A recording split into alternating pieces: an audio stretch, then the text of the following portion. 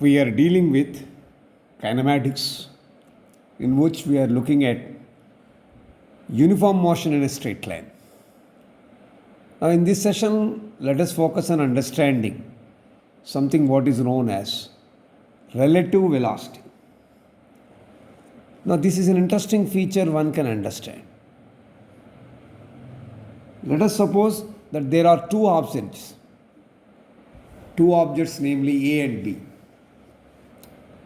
Both of them are moving with different velocities. That means velocity A is moving, object A is moving with one velocity, object B is also moving with a different velocity. So, when two objects, let us say A and B, are moving with different velocities, then velocity of one object with respect to another object, in this case velocity of A with respect to velocity of B,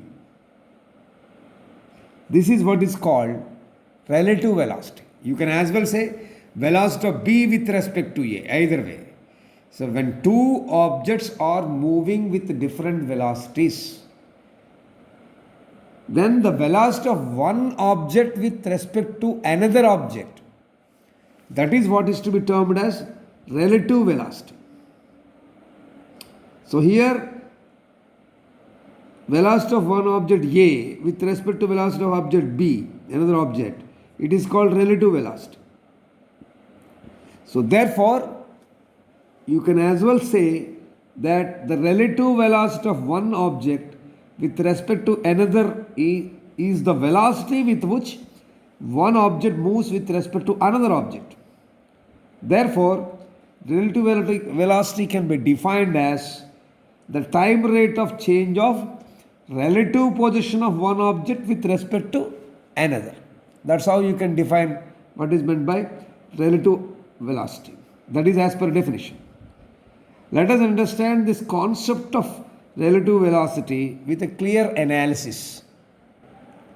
That is, let us find out the formula or expression for a relative velocity. For example, consider two objects. Here A and B are two objects. These two objects A and B are moving with some uniform velocities V1 and V2. That means object A is moving with a uniform velocity V1 and object B is moving with a uniform velocity V2. Both of them are moving along parallel straight lines in the same direction. So, they are moving on a parallel track. So, both of them are moving in parallel straight tracks in the same direction. In that situation, consider at an instant, let us say at an instant t equal to 0 from the origin. If you take x01 and x02, this x01 and x02 are the distances or displacements of these two objects A and B with respect to the origin of position axis. Then we can say for object 1, x1 will be x0 into v1t. v1 is the velocity of this. Velocity into time is distance only. Na? From the origin, we can write the distance for first object as x1 equal to x01 plus v1t. That is for first object. And similarly for second object, you can write it as x2 is equal to x02 plus v2t. Let this be equation 2. Now, if from these two equations, we can subtract first equation from the second equation. So, therefore, from equation 2 minus equation 1, we shall get x2 minus x1 on the left hand side is equal to x2 plus v2t, x02 plus v2t minus of x01 plus v1t. So, if we simplify, you can take this t as common. So, you can write x02 minus x1 plus t into v2 minus v1 or v2 minus v1 into t. Let this be equation 3.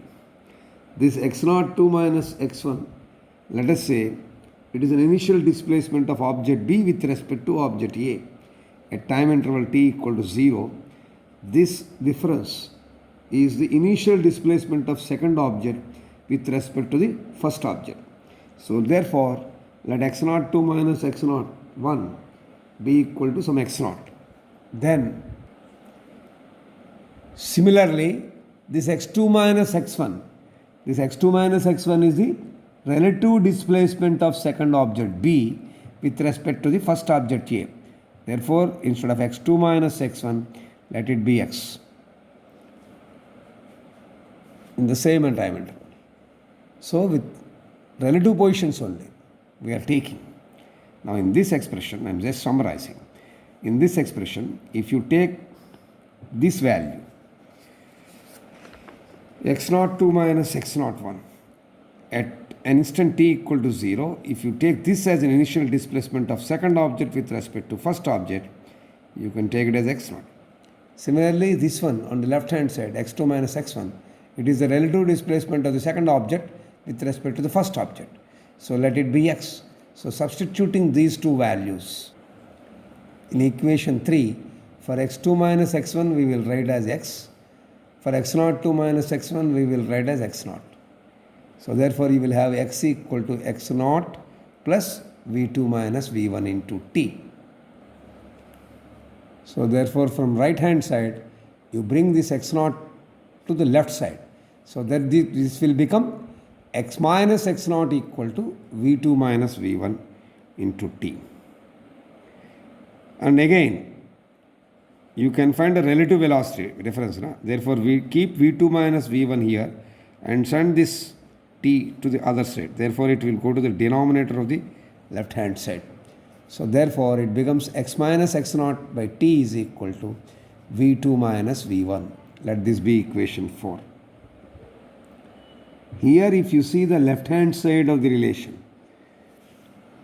when you observe the left hand side of the relation, it gives denominator there is a time. Therefore, it is a time rate of change of position of object B with respect to object A.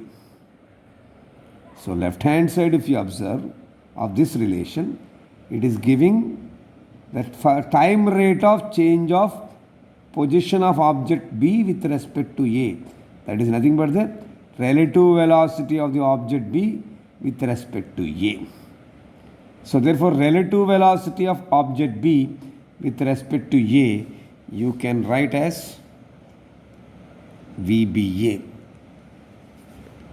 VBA is nothing but relative velocity of object B with respect to object A. It is found to be what? The difference of individual velocities. Na? So it is found to be equivalent to the difference of the velocity of B minus velocity of A. So therefore, from this you can say that the relative velocity of VBA is equal to the difference of individual velocities. Now from this we can say that relative velocity can be expressed in this manner. Now in relative velocity, let us look at position time graph. Suppose if you see the just expressed relative velocity value, VBA equal to V2 minus V1, depending on the value of V2 minus V1, the relative velocity can be 0 or positive or negative. So therefore, the value of VBA being 0, negative or positive depends on what? Depends on the relative magnitudes of V1 and V2. Depending on the values of V1, V2, relative velocity can be 0, can be positive or negative. Now that we can understand through position time graph. So in position time graph, if you see the relative velocity, in the first case let us say the two objects A and B are moving with same velocity. When both objects are moving with the same velocity, that means V1 equal to V2. When V1 equal to V2 means what? V2 minus V1 equal to 0. So when V2 minus V1 equal to 0 means from this equation, automatically you can say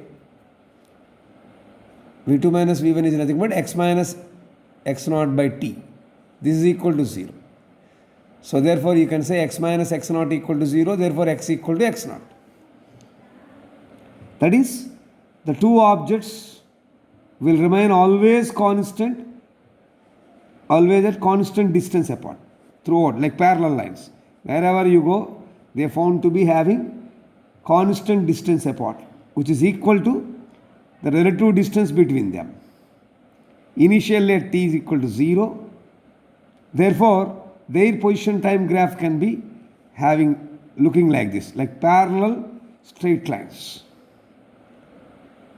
Now, when you look at relative displacement, it is very interesting. Graphically can be shown like this. So, the graph for relative displacement, that is x minus x naught equal to x of t, with the time will be a straight line.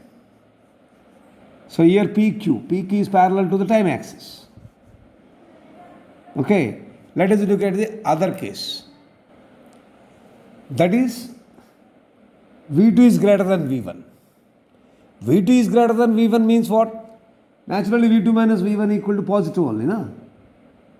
Therefore, from that you can say, from this equation, if V2 minus V1 is positive, then x minus x naught by t, x minus x naught is also positive. That means the relative separation between the two objects will increase by an amount V2 minus V1 after each unit of time. Therefore, their positions will open out gradually. See here, they are opening out gradually. I am just recapping. The other case is when V2 is greater than V1. In that case, V2 minus V1 is positive. If V2 minus V1 is positive, x minus x naught is positive. That means the relative separation between the two objects will be increasing by an amount V2 minus V1 after each unit of time. Therefore, the position time graph will open out gradually. Okay? Now let us see the converse. That is, if V1 is greater than V2, then V2 minus V1 is negative. Let us see how the graph will be. So if V1 is greater than V2, that means V2 minus V1 is negative. Therefore, x minus x naught will also be negative. It means that the separation between the two objects will go on decreasing. Earlier it was increasing, now it goes on decreasing by an amount equivalent to V1 minus V2 after each unit of time. Therefore, after some time, the two objects will meet, gradually decreasing. The two objects will be meeting, and then object B, which has to the right of A, will get more and more to the left of A. So the position time graph of this motion can be understood from this. So the time coordinates corresponding to the point of intersection gives their time of meeting, as well as corresponding position coordinate gives position of meeting. This is how V2 minus V1 being negative can be understood. Now with this background, let us see how we can determine the relative velocity. So in order to know about the determination of relative velocity, we need to understand the basic rule that is used for the determination of relative velocity of one object with respect to other object. That when two objects A and B, they are in relative motion. That is, the relative velocity of object A with respect to object B can be obtained by imposing equal and opposite velocity of B on both A and B, so that B is brought to rest. So the resultant of the two velocities of A gives the relative velocity of object A with respect to object B. Let me recap. The basic rule that is used for the determination of relative velocity of one object with respect to another object can be stated as that when two objects A and B are in relative motion, so the relative velocity of object A with respect to object B can be obtained by imposing equal and opposite velocity of B on both A and B so that object B can be brought to rest. So the resultant of the two velocities of A gives the relative velocity of object A with respect to object B. This statement, what I just now told, can be a little bit lengthy and confusing. So therefore, let us understand this statement by considering certain examples.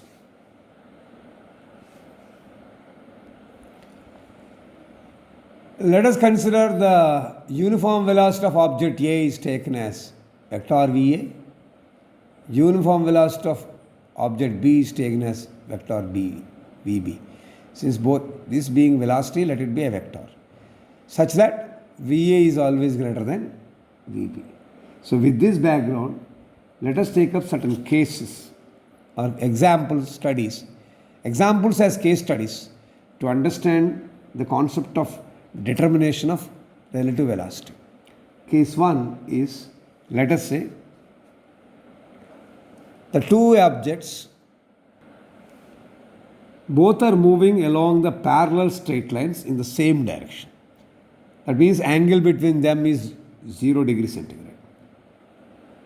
First example we are taking is when the two objects are moving along the parallel straight line in the same direction. That means the angle between them is 0. Then geometrically this figure shows that both objects A and B are moving towards right. To find the relative velocity of object A with respect to object B, what we need to do is superimpose velocity B negative minus on both the objects. That means you can have a picture like this. First object and second object. On A you superimpose minus VB. On B also you superimpose minus VB. Now automatically this gets cancelled and object B will be coming to rest. Because of these two, due to this, object B becomes 0. That means object B is brought to rest and only the velocity of object A becomes the difference of this. Due to this, what will happen? Object B will be coming to rest and object A will be having this velocity. Object A becomes VA minus of minus VB. That is VA minus VB. So therefore, the relative velocity of object with respect to another object. So that is relative velocity of object A with respect to object B is written as bar of VAB equal to bar VA minus bar VB. These are vector quantities. Right? So we can write the relative velocity of object A with respect to object B like this. Now, here all the three are in the same direction. So therefore we can write simply without arrowhead here. VAB equal to VA minus VB. So from this what we can conclude?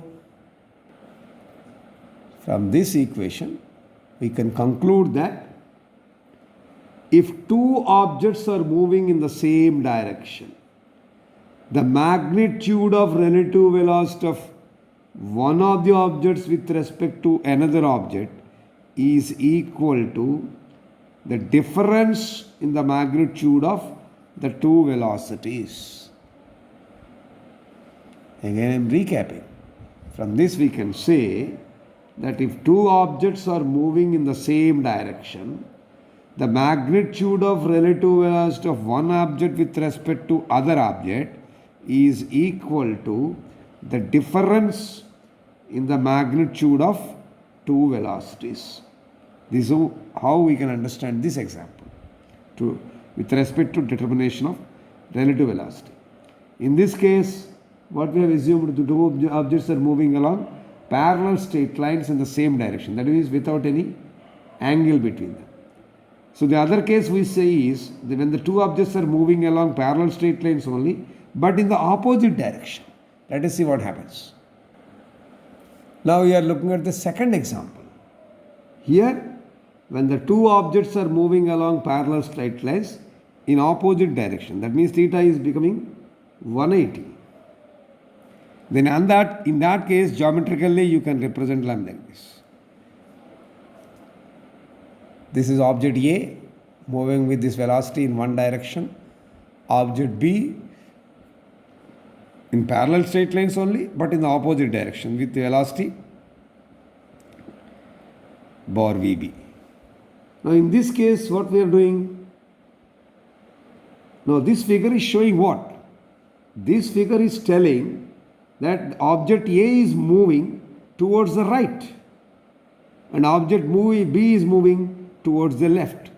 So in order to find the relative velocity of object A with respect to object B, we need to superimpose velocity minus of this second object velocity. That is superimposing minus VB on both A and B. Then we will have like this.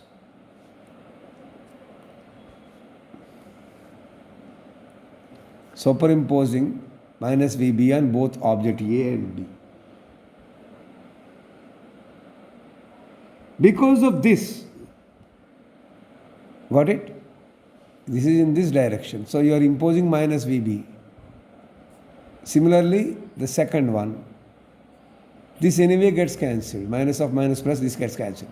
So due to this, what happens? You will arrive at this one. So due to this superimposing, what happens is the velocity of object B becomes 0. That means object B is coming to rest. It becomes 0. And the velocity of object A becomes what? VA plus of minus VB. That is VA minus VB. This one. So therefore, from that you can say the relative velocity of A with respect to B represented V of AB is nothing but VA minus VB. Clear? Now here, the direction of second object, that is bar VB, is opposite to that of VA. Therefore, magnitude of relative velocity can be written as simply VA minus of minus VB, that is VA plus VB. Got it? Because the magnitude is opposite to that, therefore you can represent as minus of minus VB, then that becomes VAB equal to VA plus VB. Now from this what we can conclude? So from this equation we can conclude that if two objects are moving in opposite directions, then the magnitude of relative velocity of one object with respect to another object is equal to the sum of magnitude of their velocities. So this statement I am putting in sentences. So from this we can say that when two objects are moving in opposite directions, the magnitude of relative velocity of one object with respect to another object is equal to the sum of magnitudes of their velocities. Let us look at case 3 or example 3. Now in this example, when the two objects are making an angle between them, something like this. So in this case, let us say two objects are there.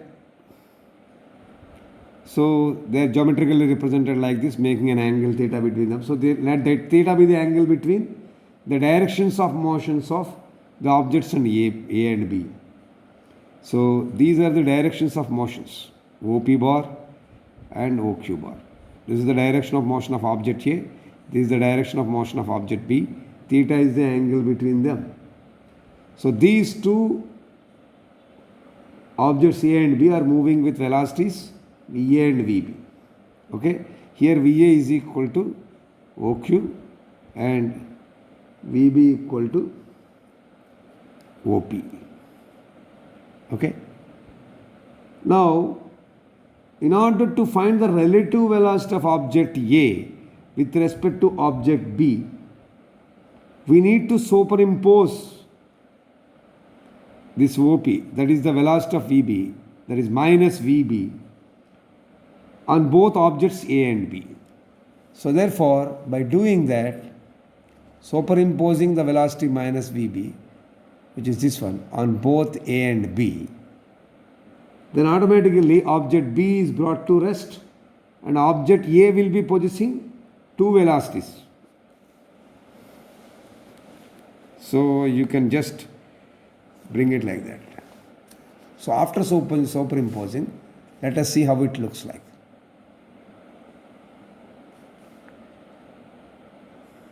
Okay, object B is being brought to rest. Object A will be possessing the two velocities. One velocity is VA along OQ, the other velocity VB along OP.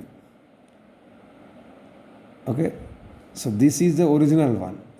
So this velocity we are superimposing on this. Therefore, this we got. Here the relative velocity. There is an angle beta, we will calculate like this. This is the resultant. So if you complete these two, this becomes a parallelogram.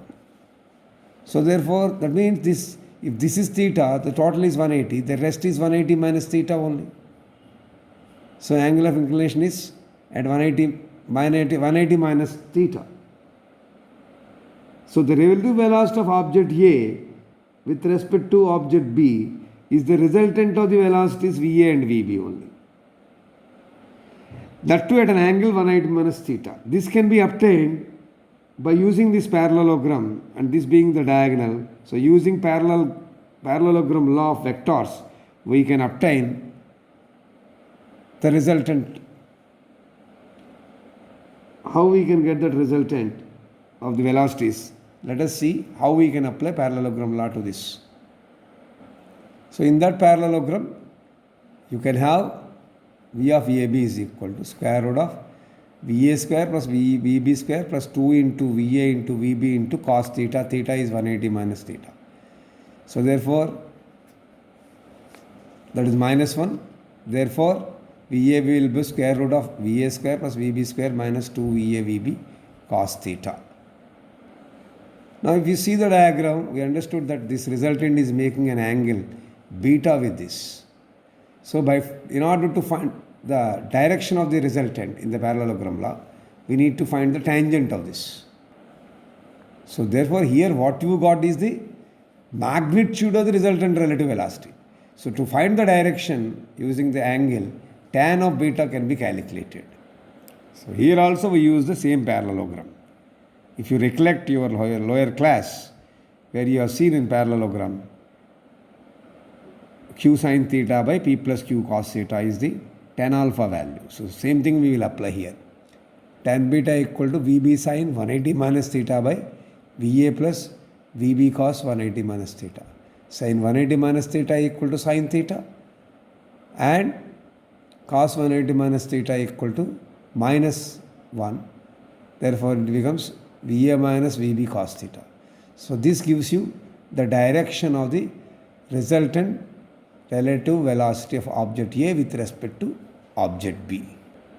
So if you summarize this session, here in this session we tried to understand the concept of relative velocity, the definition, and then we tried to obtain the expression for relative velocity And while obtaining relative velocity, we try to make use of the position time graph. To understand the position time graph, we have taken up different examples to understand position time graph. So therefore, we started by understanding what happens if two objects both are moving in the same velocity, and then we'll try to understand the zero, positive and negative cases in that. And then while trying to establish the relative velocity with respect to determination, we look at different examples like when both objects are moving along parallel lines in the same direction, that is with angle theta equal to 0. Similarly, when the two objects are moving along the same parallel straight lines in opposite directions, that is theta equal to 180. And also when the two objects are moving at an angle, so that also we have seen.